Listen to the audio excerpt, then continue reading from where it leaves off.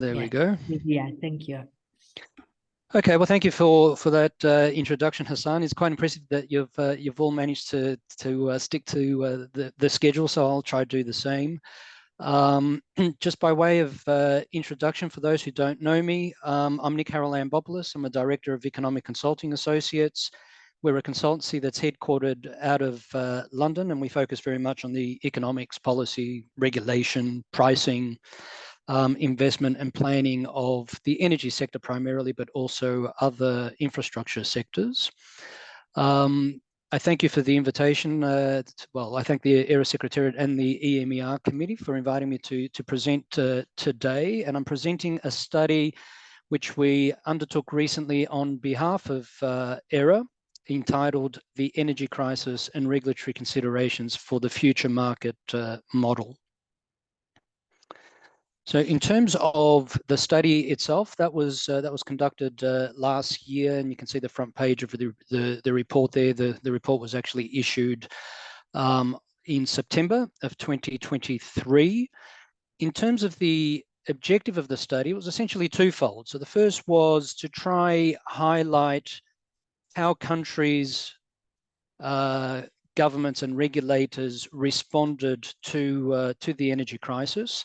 And then perhaps more importantly, drawing on that experience to try identify some lessons and some measures that could then serve as a guide for responses to future crises. We hope we don't have another similar crisis, but as we know, crises do occur despite best intentions, so it's good to be prepared for them.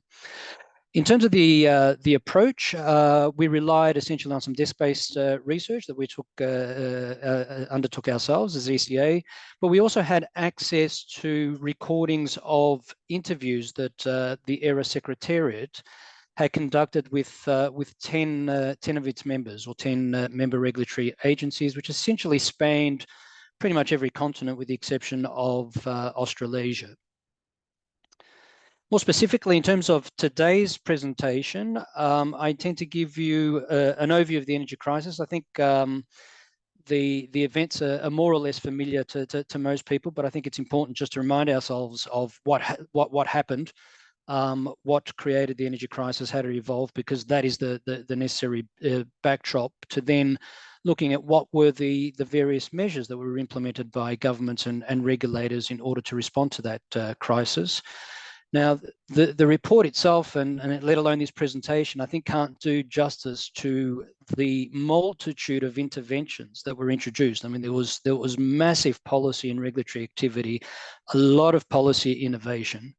So here we'll try and just isolate what we feel are some of the main measures. Firstly, that focused on the demand side, if you like, or the retail market side, and supporting consumers directly, but then also highlighting some of the key wholesale market interventions, by which I mean the electricity wholesale market, where they exist.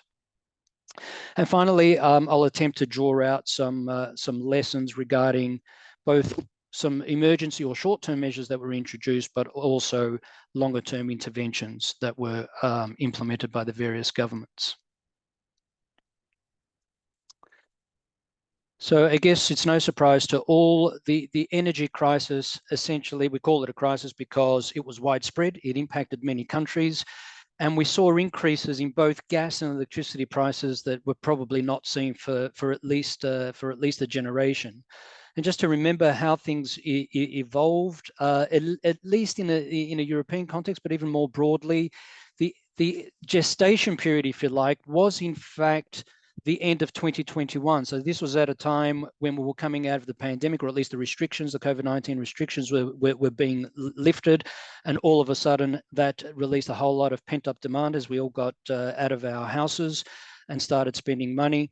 And that pent-up demand was being exhibited at a time when you also had supply-side constraints. Again, because of the pandemic, there was maintenance that had been undertaken, investments that had been postponed, and so on. The LNG market was already constrained, so that was already creating pressures and increasing prices initially in the various gas markets around the world. On top of that, we then had the Russia-Ukraine war, which commenced in February of 2022. So that then made things a lot worse. So the energy supply disruptions became a lot more severe. And it was also a period of very significant uncertainty. At the beginning, when the war broke out, everyone knew there would be an impact on the energy sector, but no one was quite sure at that time how things were going to unfold. Markets generally don't like uncertainty, so then you saw prices going up in respect to that uncertainty. Now, just like any crisis, usually you have a conflation of various factors. It was almost the perfect storm.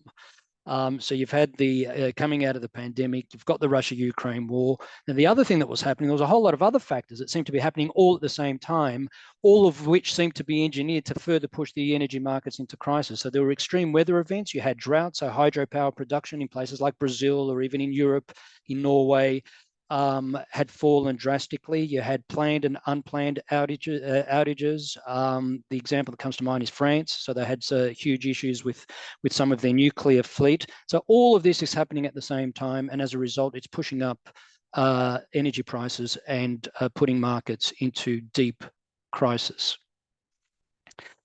Now, Europe, because it was so dependent on Russian gas and other forms of energy, it certainly became the center of the crisis.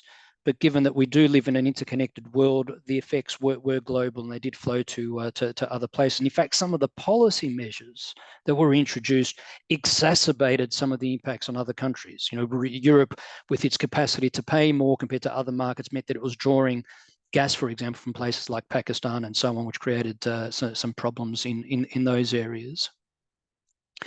So as a result of all of that, gas prices reached levels that hadn't been seen before. And those gas prices then in turn drove very high increases in wholesale electricity prices. And that's because in many markets around the world, many electricity markets around the world, gas plants are the marginal production units, and therefore an increase in the fuel price of those plants translates into an increase in the wholesale electricity price. So given that all of that is happening, because energy, as we know, is impacts people, it impacts lives, it's highly political, governments and regulators were then forced to do something about this. It became very urgent for them to respond. And if you think of the classic energy trilemma, it seemed that the focus was particularly on two parts of that trilemma. One is to ensure affordability, but also to ensure that there was access to energy, so ensuring that there was security of supply. Now, in those markets in those countries where they organized electricity wholesale markets, politicians, policymakers, and others were also starting to raise questions as to whether the market design is in fact fit for purpose, and do we need to go back to the drawing board and think about how electricity markets are designed. And just to put some visuals around some of the things that I've been discussing. So on the left-hand side, I have the monthly average gas prices from 2020 to 23. The light blue line is the TTF price. So this is the main European hub for setting wholesale gas prices. The dark blue line is Northeast Asia LNG. And the light grey line running down the bottom here is the US Henry Hub price.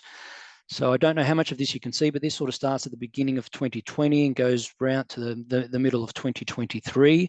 So you see that already in 2021, it's probably not as clear on this graph given the scale of the increase later on, but already by the end of 21, you've got about a fourfold increase in gas prices.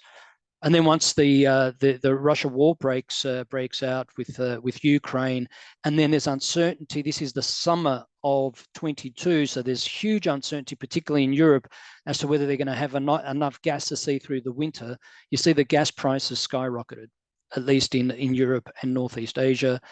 The US, because of its own supply, it was a much more dampened effect. But even that is a 4 or 5-fold increase compared to the pre-crisis gas prices. So that's the gas market. Switching to the right-hand side, looking at electricity prices, and here we compare. This is taken from a IEA report, so the International Energy Agency. So comparing electricity wholesale prices in 2022 which is the light blue bars, compared to the average across the 2017 to 21 average, we see that that there are differing impacts across different countries.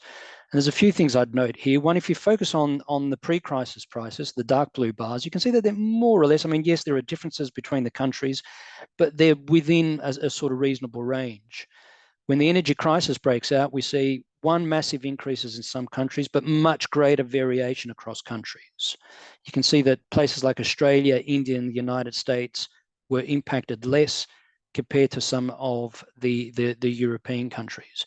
And even within Europe, you have very different effects. Now, that's explained by various factors. Part of it is the exposure to Russian gas and having electricity sectors which are dominated by gas generation. So that's why you've got, a place like Italy being impacted in the United Kingdom, Germany certainly tied to Russian gas. Some of this is explained by the policy responses themselves. Spain sought to subsidize the gas price directly, as we'll talk about a little bit later on. So again, there was a smaller impact on electricity prices. And Norway, despite the drought, still had significant hydro resources. So again, the impact was different in that country. So as I say, because of those massive increases initially in the gas price and subsequently in the electricity prices as well, governments felt compelled to do something about it. So there were various measures adopted, emergency measures that were developed as a matter of urgency in order to respond to the crisis. And when I talk about many measures, I mean, in the European context, ESA, the EU-wide regulator, did a stock take of the number of measures that were introduced, I think between end of 21, beginning of 22. And there was more than 400 types of measures that were adopted in the EU member states alone. So the details of those interventions were very different. There were some that were common, but they were different across countries and depended on their market structure, their regulations, political pressures, or various factors that came into play. But all of those measures did come at a very large cost. So there are various estimates of this. No one can be extremely precise about it, but estimates range between 500 to 760 billion. So this is just those support measures within 2022, essentially. So just to put some context around that, it's almost like spending the entire GDP of a country like Belgium on these crisis measures. Now, given the scale of those interventions and the fact that at the end of the day, most of this was about affordability and it had fiscal implications, it was in fact governments that took the lead in implementing these measures. It did fall very much within their area of responsibility rather than being something for regulators directly. But having said that, regulators like yourselves, many of you who are on this call, regulators' role was somewhat limited, but still very important. And some of the key things that we saw regulators doing during this time was, one, they acted as an expert advisory body to governments. I mean, some of these measures that were introduced, because they were introduced in electricity and gas markets, which have a certain level of complexity involved, which a lot of politicians don't understand, it was important for regulators who are very much equipped to handle issues in those markets to become an expert advisory body and assist governments in shaping some of these policy responses. Regulators then also became important in an implementation sense, so both in assisting with the implementation of the measures that were decided, and we'll talk about some of those measures in the next slides, but also to monitor the effect of these measures. I mean, so all of these things were happening so quickly and they have secondary effects and so on. No one was quite sure what the impacts would be, so it was important for this to be monitored in real time and for regulators to be feeding back that information to policymakers. And thirdly, there were also a whole lot of measures that did have to do with design parameters, if you like, of electricity markets, things like supply of last resort, ensuring that you've got robust suppliers participating in markets where there's competition and so on. And again, there was very much a role there for regulators. So trying to put trying to group some of these measures, focusing first on the emergency type measures, if you like, or the short-term measures. most of which were seeking to address affordability. These were the main ones. And here on the left-hand side, these are focused, if you like, on the demand side or the retail side, whereas these ones on the right focus more on the supply side and wholesale markets. So we'll talk a little bit more about some of these, but just to go through them now at a headline level. So on the demand side, there was direct financial support provided to consumers, primarily households, but not only households, sometimes energy-intensive industry as well. There were caps placed on retail prices, electricity primarily, but also other energy products. Taxes. All of these energy services and products have taxes attached to them. So another quick measure was, in fact, to reduce tax in retail bills. And there were also attempts, and this probably goes more to the root of the problem, there were attempts to try to reduce demand of both electricity and gas as a way of trying to mitigate the impact of the gas supply shortage and/or price increase. On the supply side, again, these measures aren't all mutually exclusive. I mean, countries implemented a whole mix of these measures together. On the wholesale side, some countries chose to cap the gas price paid by power generators.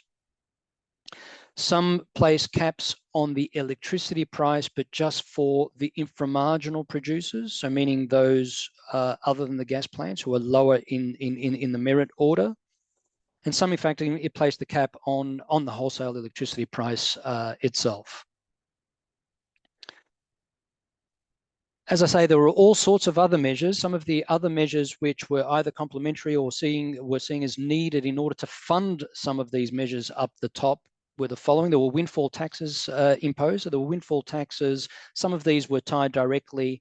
So in this case, where there were caps on inframarginal producers, essentially that was a windfall tax, which was then used and redistributed to support some of these customer measures. But there were also windfall taxes imposed on the oil and gas sector to producers and refiners and so on.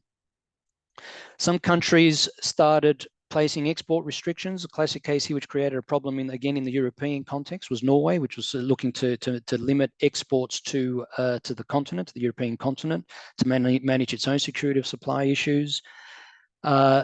Measures focusing on energy suppliers, which we'll talk about.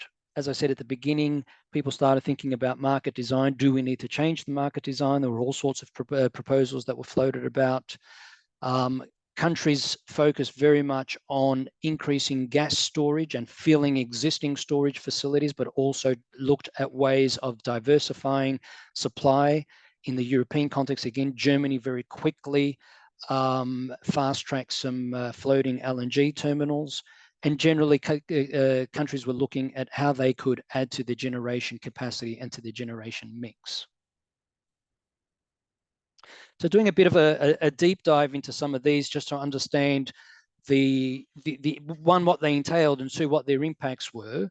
So the direct financial support to consumers, that was something that's easy to implement in most cases because governments have cash transfer systems in place for other reasons. So that was something they could implement fairly easily. It's seen as a non-distortionary measure because it doesn't impact the energy markets themselves. It's essentially a cash transfer to consumers. So prices in the energy markets are not affected, which means that it's still, prices are still signaling to customers that, one, they ought to reduce their consumption and/or for producers to invest in more capacity.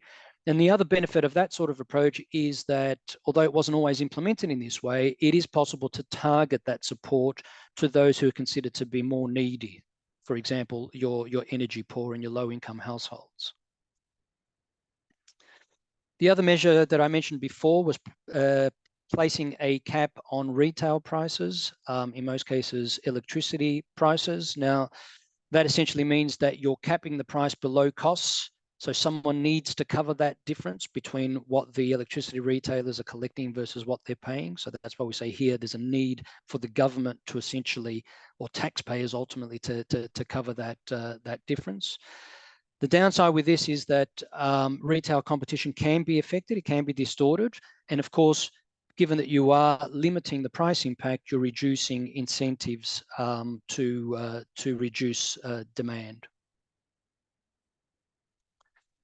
Reduce taxation on electricity charges. Again, this is something that can be done fairly quickly. It doesn't really distort markets because it's just dealing with the tax element of the bill.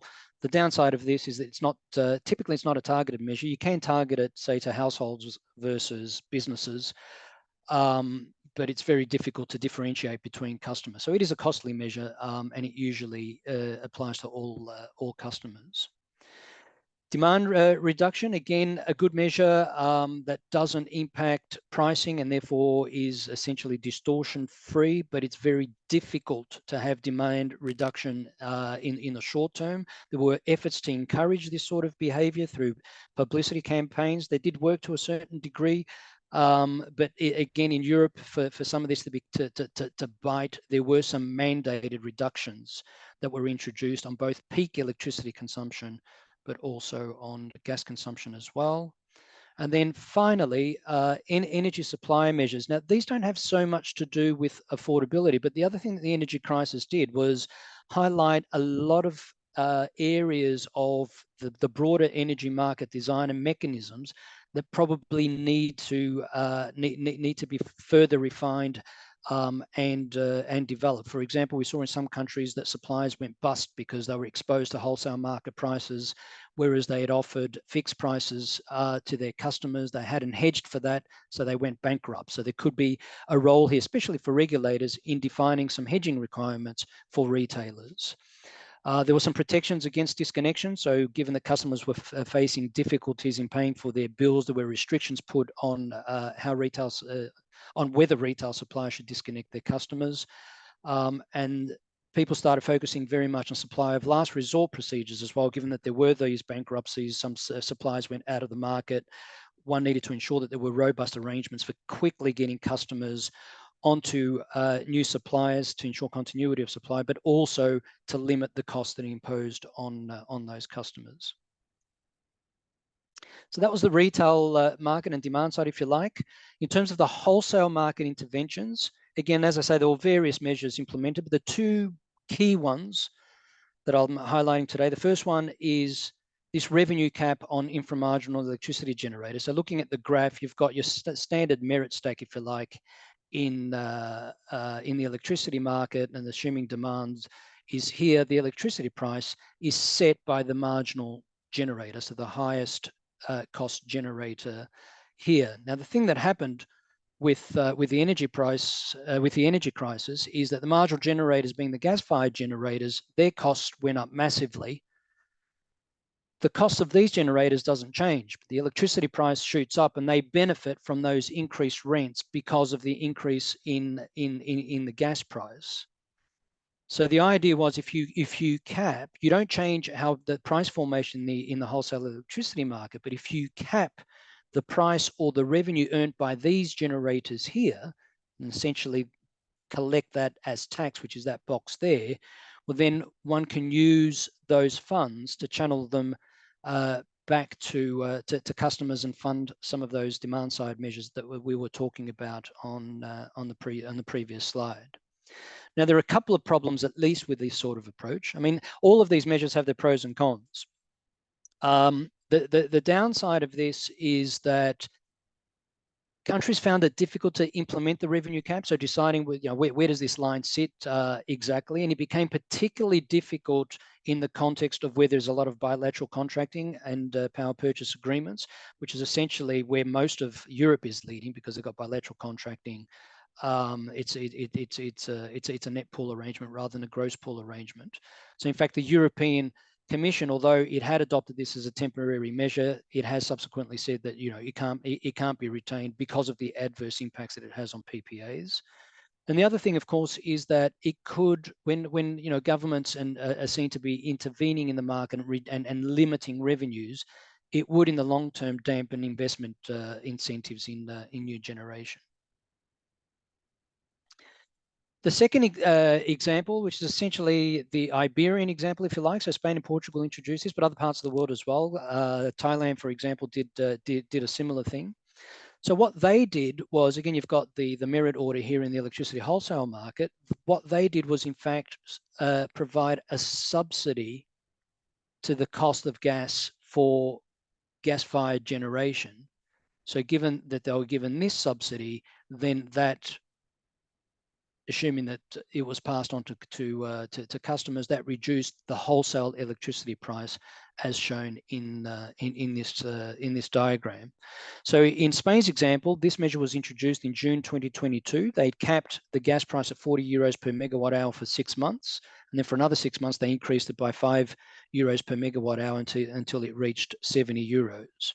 Now, in many senses, again, this is the positive of this measure is that it's going to the root of the problem. I mean, remember, this was essentially a gas price crisis that then impacted other markets as well, primarily the electricity market. So this is dealing with the root of the problem, which is I'm attacking that gas price increase. The downside, of course, is that there were, as we say down the bottom here, some negative externalities. Because markets are interconnected now, essentially that subsidy which was paid by Spanish taxpayers, you saw that Spain was exporting a lot more energy to France, given that it also had its problems with the nuclear fleet as well. So essentially Spanish taxpayers were subsidizing French consumers. And of course, it did nothing to reduce, in fact, probably the opposite. It probably increased gas consumption.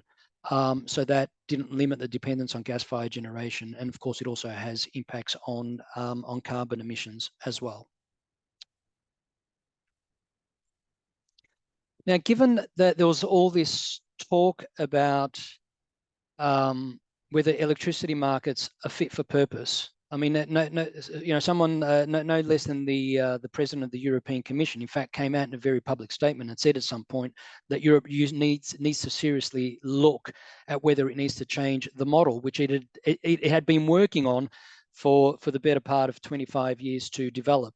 Now, given that prices have subsided, as we saw in those early graphs, a lot of this talk has gone away, but there was a lot of discussion as recently as just a few months ago as to whether one ought to do away with the market model, which, the essential element of the market model is that prices in wholesale markets are set by the marginal generator. And there were lots of variations in the proposals for alternatives that were made, but most of those essentially boiled down to whether we should go to an average pricing arrangement rather than a marginal pricing arrangement.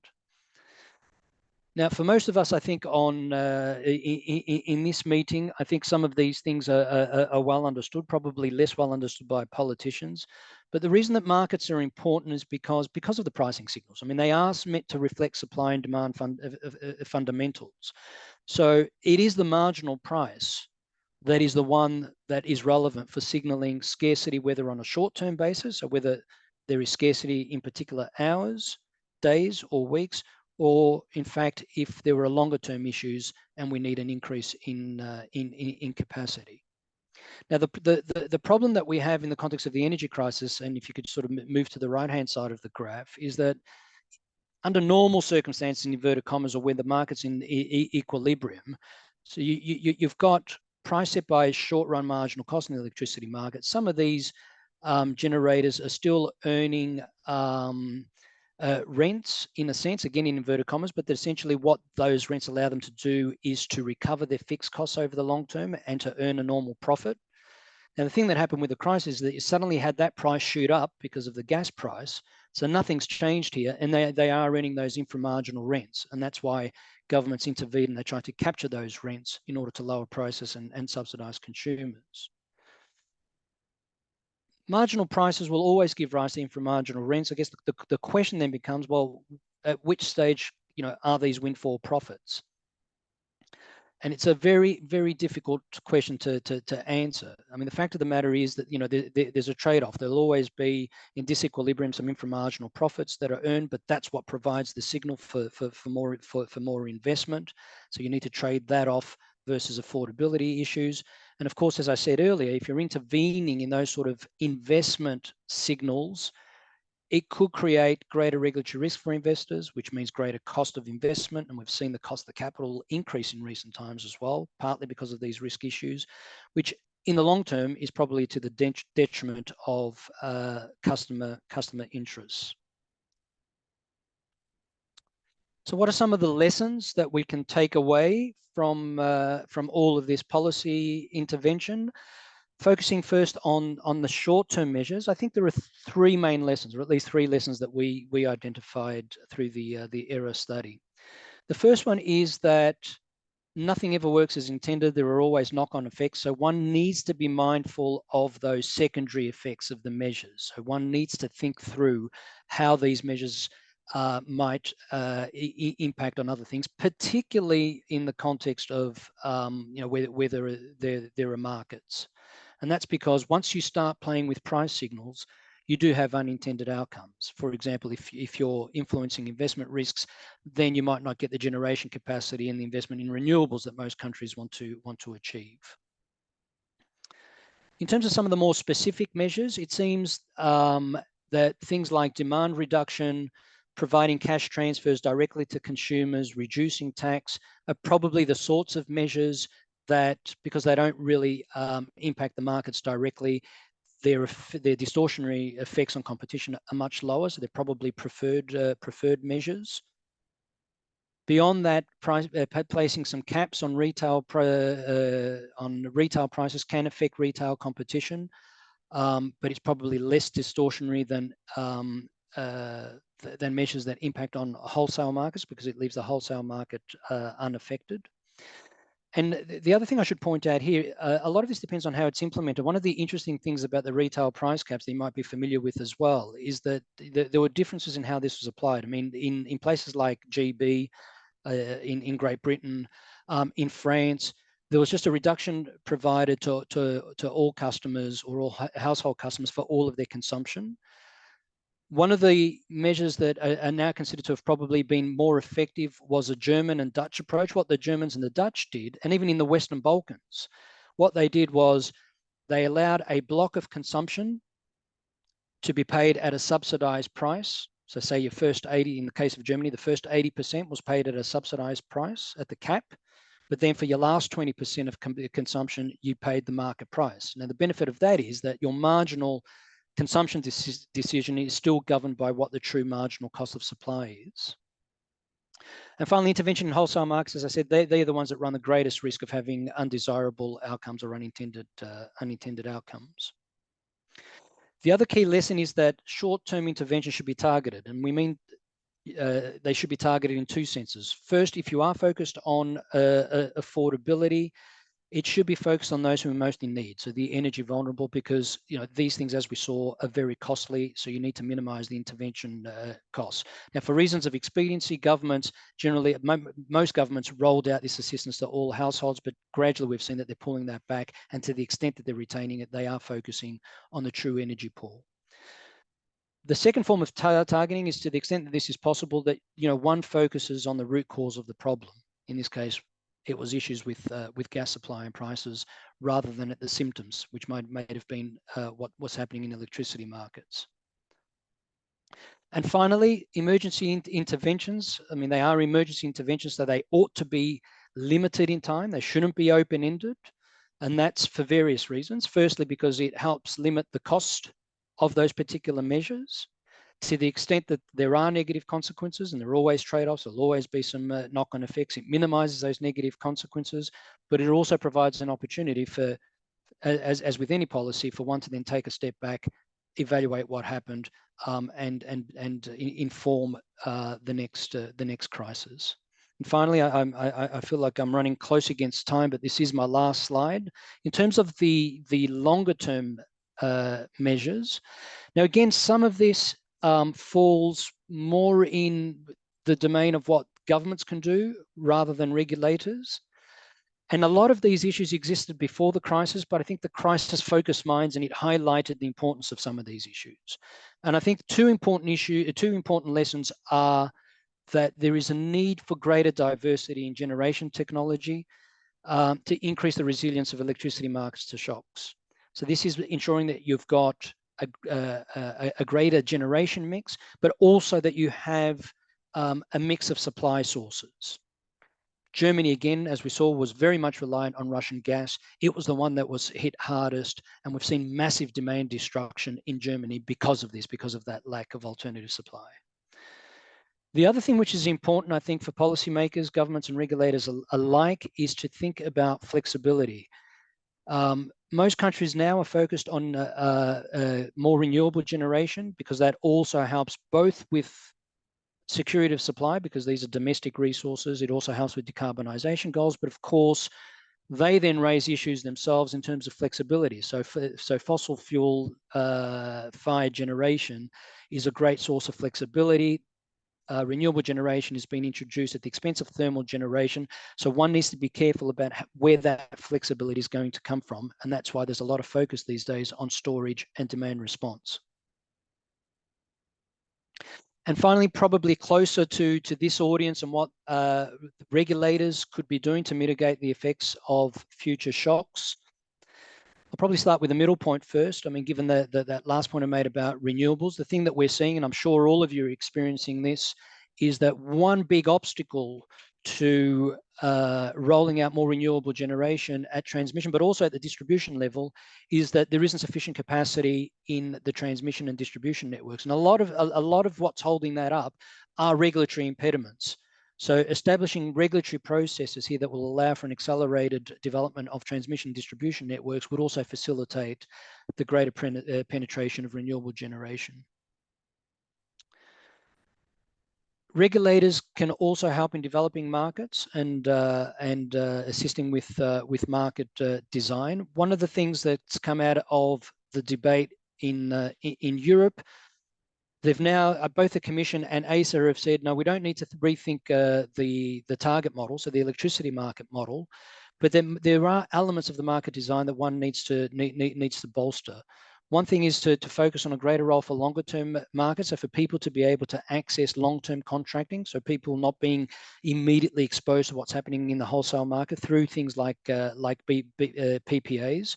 So therefore creating a buffer, as we say here, between short-term price changes and consumers' bills. And finally, again, none of this is new, but it was highlighted by the crisis, is regulators can assist with certain market failures that were observed during the crisis. So things like holding strategic gas reserves. This could be an obligation that's placed either on producers or also on suppliers. Ensuring that there are conditions that ensure the resilience of the suppliers themselves, ensure they don't go bankrupt and they're able to withstand shocks under a greater number of future scenarios. And finally, also ensuring that there are robust supply of last resort provisions. So in the event that these measures don't hold up and you have bankruptcies, that there are backstop measures to ensure there is continuity of supply at reasonable cost. I think I've used up all my time, but hopefully there's enough time, Hassan, for questions. So I'll end it there. You're still okay, Nick. If was that your last slide? Yes, it is. All right.